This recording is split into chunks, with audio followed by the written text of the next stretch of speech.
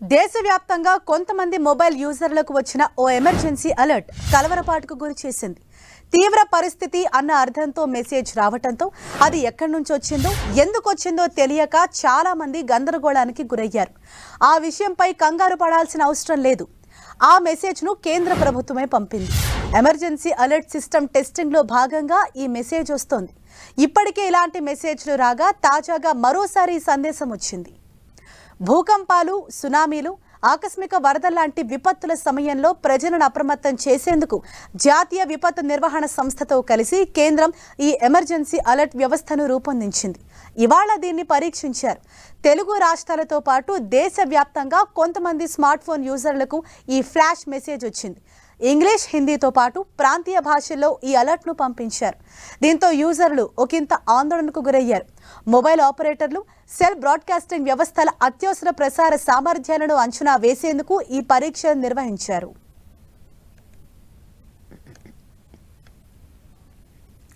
So ఇదే విషయంపై మాట్లాడదాం. ప్రస్తుతం మనకు అందుబాటులో ఉన్నారు ఐటీ నిపుణులు నల్లమోతు శ్రీధర్ గారు. సరే, నమస్తే అండి. నమస్తే అండి. సరే, అంటే ఇవాళ మార్నింగ్ నుంచి కూడా చాలా మందికి ఇలా ఒక అలర్ట్ అన్నది వస్తుంది. అంటే ఆల్రెడీ మెసేజ్ వచ్చి కొంతమందికి వచ్చినట్లయితే కొంతమందికి ఏమో డైరెక్ట్ గా ఇలా ఒక మెసేజ్ వస్తుంది. సో అంటే ఏంటి సార్ దీనిపైన? వాస్తవంగా ఆండ్రాయిడ్, ఐఓఎస్ అంటే ఐఫోన్లు అందుబాటులోకి వచ్చిన తర్వాత ఏదో రకరకాల వాట్సాప్ లాంటి అప్లికేషన్స్ యూజర్ లెవెల్లో ఒకళ్ళొకళ్ళు కమ్యూనికేట్ చేసుకునే సిస్టమ్ అయితే ఉంది. కానీ ఇప్పటి వరకు దేశవ్యాప్తంగా ఏదైనా కానీ ప్రకృతి వైపరీత్యాలు సంభవించినప్పుడు, అంటే వరదలు కావచ్చు, సునామీలు కావచ్చు, రకరకాల సందర్భాల్లో దేశం మొత్తాన్ని అప్రమత్తం చేయాలంటే గనక, లేదా ఫలానా వైరస్ వస్తుందనో అప్రమత్తంగా ఉండడము, ఇలాంటి విషయాల్లో గతంలో ఏం చేసేవాళ్ళు, మన గుర్తుండే ఉంటుంది, కరోనా టైంలో కాలర్ ట్యూన్స్ పెట్టేవాళ్ళు. సో కాల్ చేసిన వెంటనే కాలర్ ట్యూన్ వినిపిస్తూ ఉండేది, ఇలాగా డోస్ వేసుకోండి అని. ఇలాగా అలా కాకుండా అత్యవసరంగా ఒక సమాచారం దేశ ప్రజలందరికీ చేరవేయాలంటే కనుక దానికి ఒక వ్యవస్థ కావాలి. కాబట్టి అన్ని స్మార్ట్ ఫోన్స్ లోనూ ఉండే బీమింగ్ సర్వీస్, బీమింగ్ అంటారు. బీమింగ్ అంటే ఏంటంటే ఒక alert message telecommunications department of telecommunications నుంచి డైరెక్ట్ గా పుష్ చేయబడుతుంది అన్ని ఫోన్స్ కి, ఇర్రెస్పెక్టివ్ ఆఫ్ మొబైల్ నెట్వర్క్, జియోనా, ఎయిర్టెల్, మొబైల్ నెంబర్ డేటాబేస్ లో ఉందా లేదా ఏమీ సంబంధం లేకుండా అందరూ సబ్స్క్రైబర్స్ కి ఆ సంస్థలో మెసేజ్ పుష్ చేస్తాయి, ఏది ప్రభుత్వం తరఫున. సో అలాంటి సర్వీసు ఒక టెస్ట్ చేయడం కోసం మాత్రమే ఈ రోజు ఆ మెసేజ్ వచ్చింది. దురదృష్టవశాత్తు కొంతమందికి స్టార్టింగ్ లో ఒక మెసేజ్ అంటే ఇది ఎందుకు పంపించబడుతుందో రాకపోవడం వలన సడన్ గా ఈ ఎమర్జెన్సీ అలర్ట్ అని మెసేజ్ రాగానే పానిక్ అయ్యేసి ఫోన్ హ్యాక్ అయిందని భయపడ్డ వాళ్ళు ఉన్నారు. అలాగే ఫోన్ రీస్టార్ట్ చేసిన వాళ్ళు ఉన్నారు. కొన్ని సందర్భాల్లో వచ్చేటప్పటికే ఏమైందో అర్థం కాక మిగతా వాళ్ళకి కాల్ చేసి అడుగుతున్న వాళ్ళు ఉన్నారు. సో అందరికీ ఒకేసారి పుష్ చేయబడిన సర్వీస్ ఇది. ముందు ఇది సరిగ్గా సమర్థంగా పనిచేస్తా లేదో టెస్ట్ చేయడానికి దీని అందుబాటులోకి తీసుకొచ్చున్నారు, టెస్ట్ చేస్తున్నారు ఈ రోజు. Yes sir. అంటే రేపు పొద్దున ఏదైనా విపత్తుల సమయంలో ఇది ఏ విధంగా ఉపయోగపడుతుంది సార్? అంటే అందరికీ ఒకటేసారి ఇలా అలర్ట్ వస్తుందంటారా? వాస్తవంగా అందరికీ ఒకేసారి పంపించడం వలన ఏం జరుగుతుందంటే కోట్ల మంది జనాభాకు సమాచారం చేరుతుందా లేదా అన్న విషయం మొట్టమొదటి అక్కడ తెలిసిపోతుంది. సో కోట్ల మంది సమాచారం అనేది తెలుస్తుంది అని చెప్పేసి అనుకున్న తర్వాత, అంటే అక్కడ యాక్చువల్లీ ఏంటంటే డెలివరీ అయిన మెసేజెస్ యొక్క కౌంట్ అనేది టోటల్ నెంబర్ ఆఫ్ సబ్స్క్రైబర్స్, ఈ రెండింటిని కంపేర్ చేసుకుంటే ఎన్ని ఫెయిల్ అయినాయి అంటే నెట్వర్క్ ఇష్యూస్ వలన కావచ్చు, లేకపోతే కనుక మొబైల్ ఇష్యూస్ వలన కావచ్చు, ఎన్ని ఫెయిల్ అయినాయి, ఎన్ని సక్సెస్ అయినాయి అన్నది వాళ్ళకి స్టాటిస్టిక్స్ ఈ టెస్ట్ మెసేజ్ ద్వారా అర్థం అవుతాయి. సో అర్థమైన తర్వాత సో దానిని కరెక్ట్ చేయడం కోసం, అంటే 100% అందరికీ రీచ్ అయ్యేలాగా చేయడం కోసం ఇంకా రిమైనింగ్ ఫిక్స్ కొన్ని చేస్తూ ఉంటారు, మెరుగుదల చేసుకోవడం. అయిన తర్వాత ఇక నుంచి ఉదాహరణకి ఆంధ్రప్రదేశ్ లోనూ, తెలంగాణ రాష్ట్రంలోనూ ఇక్కడ లోకల్ గా ఏదో ఇబ్బంది ఉండే అనుకోండి.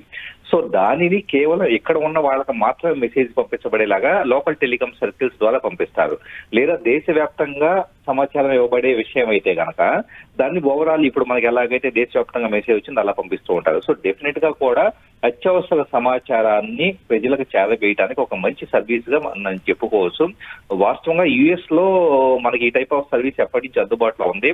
దానిని ఇప్పుడు రీప్లేస్ చేస్తుంది ఇండియాలో అని చెప్పేసి మనం చెప్పుకోవచ్చు.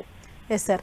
అంటే ఈ అలర్ట్ మెసేజ్ ను కేంద్ర ప్రభుత్వమే పంపించినట్లుగా చెప్తున్నారా? అంటే మీరు అన్నట్టు ఒకవేళ ఏదైనా ఒక పర్టికులర్ రాష్ట్రానికి సంబంధించి ఏదైనా మెసేజ్ పంపాలి అని అంటే ఓన్లీ దానికి మాత్రమే ఇలా అలర్ట్ మెసేజ్ ను పంపే అవకాశం ఉంటుందా? ఖచ్చితంగా ఉంటుందండి. ఎందుకంటే ఇప్పుడు దేశవ్యాప్తంగా నెట్వర్క్ లో అన్ని నెట్వర్క్స్ లో ఉండే మొబైల్ సబ్స్క్రైబర్స్ అందరికీ రీచ్ అయిందా లేదా. ఉదాహరణకి ఒక 100 కోట్ల మంది మొబైల్ సబ్స్క్రైబర్స్ ఉన్నారు అనుకోండి. 100 కోట్ల మందికి మొబైల్ మెసేజ్ వెళ్ళిందా లేదా చూసుకున్న తర్వాత ఒకవేళ భవిష్యత్తులో ఏదైనా దేశవ్యాప్తంగా ఏదైనా ఎమర్జెన్సీ, ఉదాహరణకి గతంలో డిమానిటైజేషన్ ఉంది 2016లో, అలాంటిది ఏదో కీలకమైన నిర్ణయం అనేది ప్రజలకు తెలియజెప్పాలనుకోండి మీడియా మీద, వీటన్నిటి మీదతో పాటు. సో ఇక్కడ నుంచి కూడా తెలియజెప్పొచ్చు. ఇక్కడ వాస్తవానికి నేచురల్ కెలామిటీస్ అంటే ప్రకృతి వైపరీత్యాల గురించి ఉద్దేశించబడిన సర్వీస్ అయినప్పటికీ అత్యవసరం దేశ ప్రజలందరికీ తెలియాల్సిన విషయం అయితే కనుక అలాంటిది కూడా తెలియజెప్పే అవకాశం అనేది ఉంటుంది. దాంతో పాటు మీరు అన్నట్లు స్థానికంగా ఇప్పుడు జమ్మూ కాశ్మీర్ లో ఏదో అత్యవసర పరిస్థితి ఏర్పడింది అనుకోండి, దాని గురించి అక్కడ ఉండే ప్రజలకు కావచ్చు లేదా అక్కడికి వెళ్లే వాళ్ళకి కావచ్చు ఏదైనా ఇన్ఫర్మేషన్ ఇవ్వాలంటే కేవలం లోకలైజ్డ్ ఇన్ఫర్మేషన్ పంపించడానికి కూడా కేవలం ఆ టెలికాం సర్కిల్స్ వరకు మాత్రం సమాచారం పంపించేలా కూడా ఏర్పాటు చేయవచ్చు. సో మంచి బెనిఫిట్ అయితే ఉంటుంది. అంటే లోకల్ గానా లేదా నేషనల్ వైడ్ గానా డిస్క్రిమినేషన్ కూడా మనం చేయవచ్చు. Yes sir. అంటే చాలా మందికి ముందే దీని గురించి ఒక మెసేజ్ వచ్చి తర్వాత అలర్ట్ వస్తుంది. ఇంకా చాలా మందికి అయితే అసలు ఎటువంటి మెసేజ్ లేకుండా కొంతమందికి చదువు రానోళ్ళు కూడా ఉంటారు. సడన్ గా ఇలా ఒక అలర్ట్ మెసేజ్, ఒక బీప్ సౌండ్ వచ్చేసరికి చాలా మంది ఇంకా కన్ఫ్యూజ్ అవుతున్నారు, టెన్షన్ పడుతున్నారు ఏమైంది అని.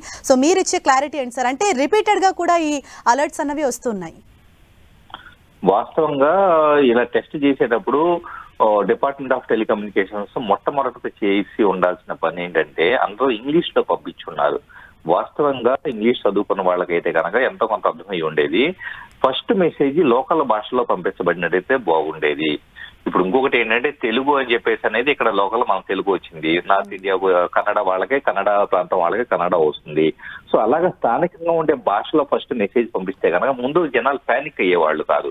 కానీ ఫస్ట్ ఇంగ్లీష్ వచ్చి ఆ తర్వాత తెలుగు వచ్చి ఆ తర్వాత హిందీ వచ్చేటప్పటికే ఇంగ్లీష్ మెసేజ్ వచ్చినప్పుడు ఇదేంటో నాకు అర్థం కాలేదు, ఎమర్జెన్సీ అని ఫస్ట్ ఒకటే అక్కడ పక్కన ఉన్న ఆరెంజ్ కలర్ ఎమర్జెన్సీ సింబల్ మీరు గుర్తుపెట్టుకోండి, అది జనాలను పానిక్ చేస్తుంది. సో అది అవసరమే ఎప్పుడు నిజంగా అత్యవసరమైనప్పుడు. కానీ ఆ సింబల్ చూడంగానే ఏదో వైరస్, ఎందుకంటే చాలా వెబ్సైట్లు బ్రౌజ్ చేసేటప్పుడు అలాంటి వార్నింగ్ సింబల్లే కనపడేసి సో మీ ఫోన్ లో వైరస్ ఉందని వార్నింగ్ చూపించగానే చాలా మంది భయపడిపోవడం అనేది సహజంగా జరిగే విషయం. సో సేమ్ ఇది కూడా అలాగే ఉండేటప్పుడు చాలా మంది భయపడిపోయారు. మీరు అన్నట్లు చదువుకోని వాళ్ళైతే కనుక ఏదో నా ఫోన్ హ్యాక్ అయిపోయిందేమో, నా గూగుల్ పే, ఫోన్ పే వాటిలో డబ్బులు పోతాయేమో ఇలా భయపడిన వాళ్ళు కూడా లేకపోలేదు.